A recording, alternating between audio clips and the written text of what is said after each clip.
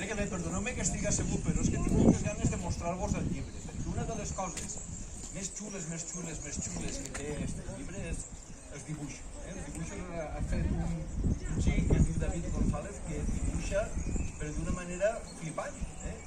I jo dic, quines ganes d'anar a Banyeres a parlar d'un pessic de fantasia, que és el que té este llibre així dins, no?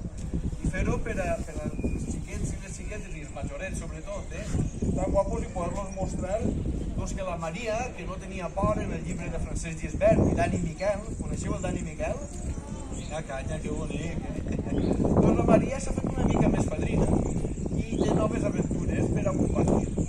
I resulta que de la mateixa manera que la Maria va patir una serp en un forat, la Maria no té por, perquè resulta que sabeu que se les havia de lluitar contra totes les espantacriatures. Les espantacriatures el tothom, sí?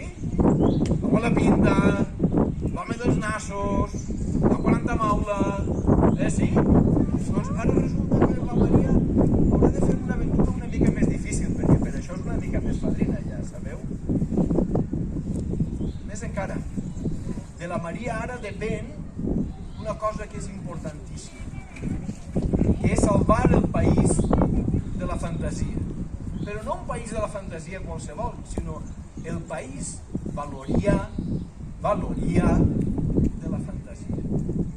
Perquè si coneixeu Dani Miquel és ben fàcil que conegueu la cançó aquella que diu Estimem Enric Valor, escriptor fill de Castalla, allà al costat, El senyor Enric Valor va ser un home increïble, que va escriure unes històries fantàstiques, però que no se les inventava ell, sinó que venien directament del país valorià de la fantasia. I una mica l'editor que va fer La Maria no té por em va demanar: Joan, escriu la història de la Maria i com la Maria va ser capaç, o no, de salvar el país valorià de la fantasia.